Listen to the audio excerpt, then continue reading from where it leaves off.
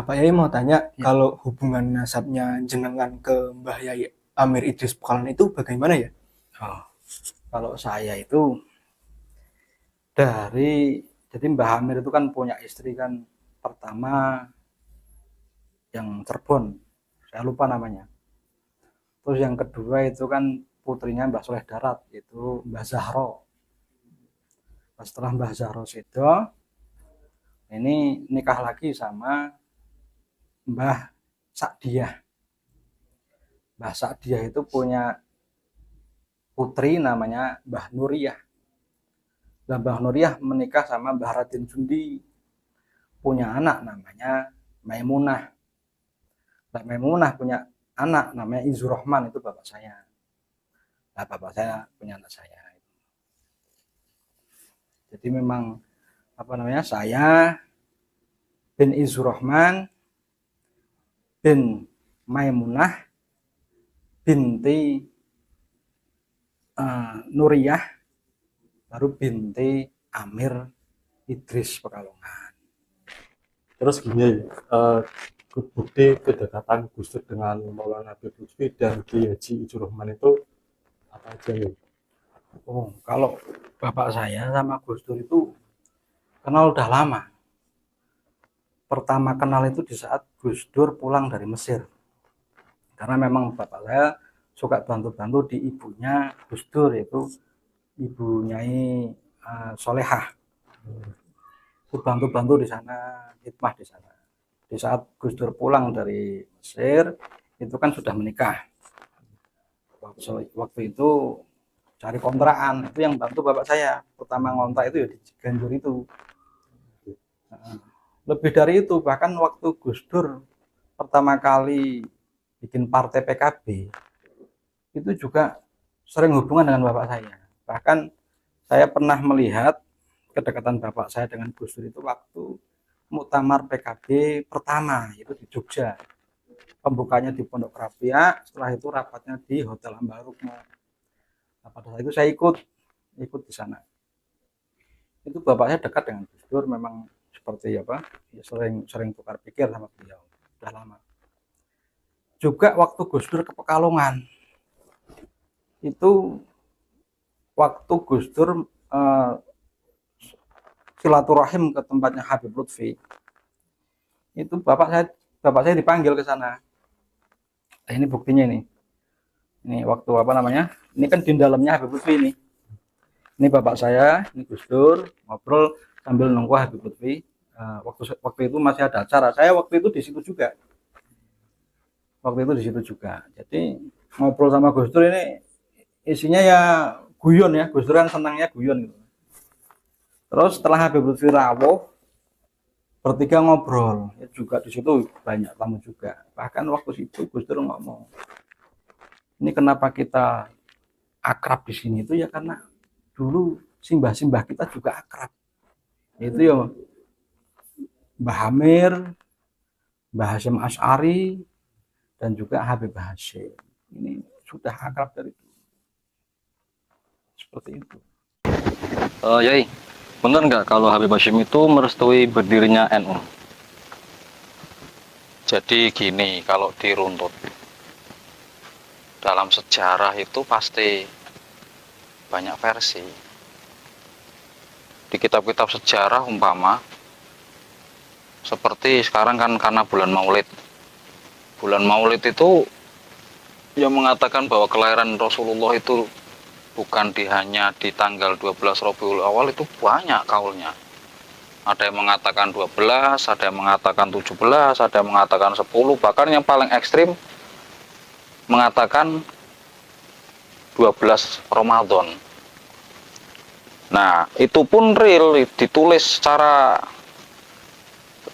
detail di kitab-kitab sejarah yang agak besar. Seperti Sirah Nabawiyah Ibnu Katsir itu dituangkan.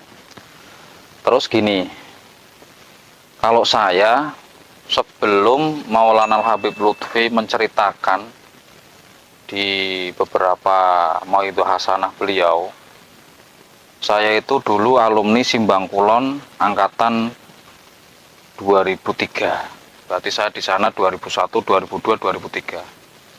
saya diasuh oleh Mbah Ilyas. Mbah Ilyas itu pernah menceritakan hal seperti itu, bahwa Habib Hashim pernah disewani oleh Hadratus Syekh Hasyim Asy'ari, yang nganter adalah Mbah Yai Irfan Kertijayan. Mbah Yai Irfan sendiri itu gurunya Mbah Yai Ilyas. Mbah Yai Irfan karena punya guru namanya Mbah Yai Amer Simbang Kulon. Mbah Yai Amer inilah juga disuwun mengantarkan Mbah Hasyim Asy'ari. Sowan ke Habib Hashim minta restu atas pendirian Nahdlatul Ulama. Kalau secara sanad, saya yakin orang tahu kapasitas beliau Mbah Ilyas, guru saya. Terus Mbah Ilyas dari Kiai Irfan, orang juga masyhur. Mbah Irfan itu Ihya itu hampir hafal, 4 juz Ihya hampir hafal. Sanad saya itu saya dari Mbah Ilyas dari Mbah Irfan. Mbah Irfan adalah pelaku sendiri yang mengantarkan Mbah Hasyim Asy'ari sowan ke Habib Hashim minta restu atas pendirian NU.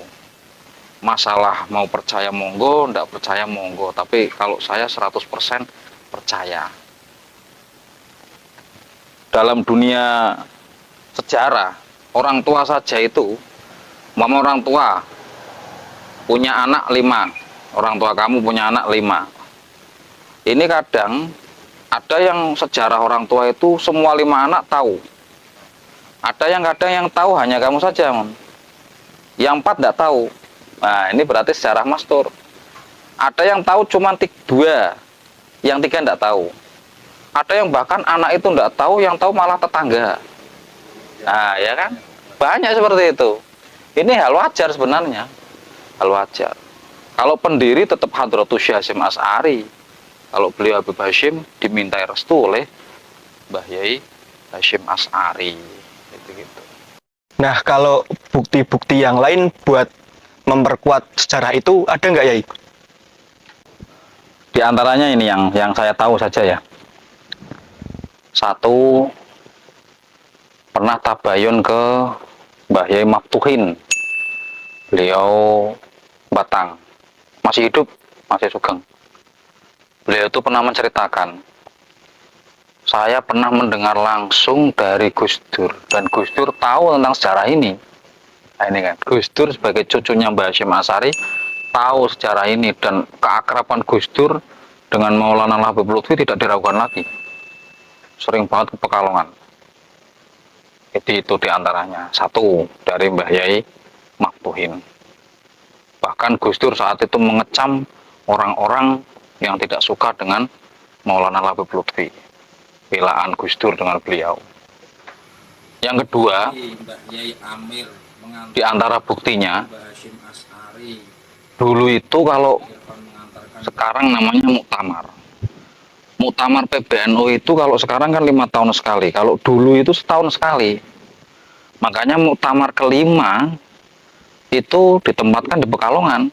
Jadi 26, 27, 28, 29, 30. Muktamar yang kelimanya tempatnya di Pekalongan.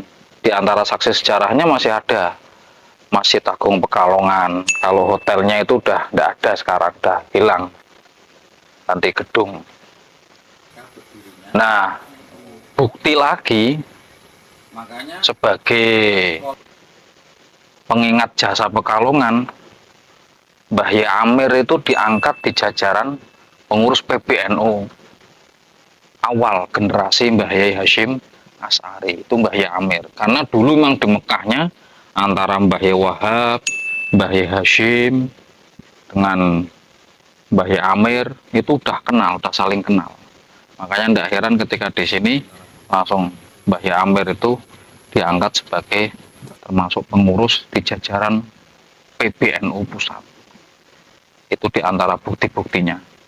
Ngapunten Yai, kemudian kolerasi antara dawuhnya Mbah Yai As'ad sebagai pelaku berdirinya NU dengan sowannya Mbah Hasyim Asy'ari ke Habib Hashim niku pripun nggih?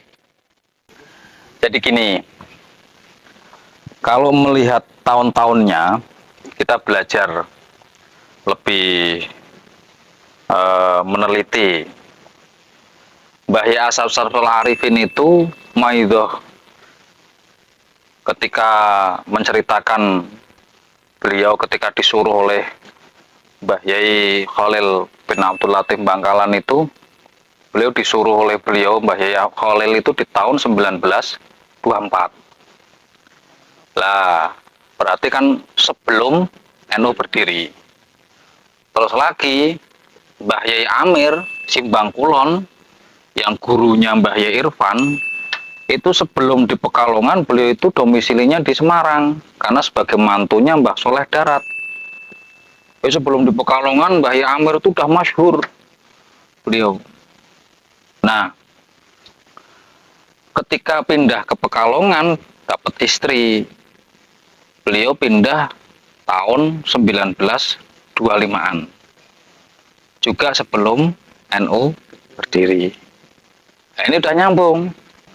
Berarti Mbah Yai Amir mengantarkan Mbah Hasyim Asy'ari dan Mbah Yai Irfan mengantarkan Mbah Hasyim Asy'ari sowan ke Habib Hasyim memungkinkan sebelum pasca berdirinya NU. Makanya ketika dikolerasikan, saya belajar jujur. Jadi apa yang sejarah-sejarah ada itu saya kolerasikan.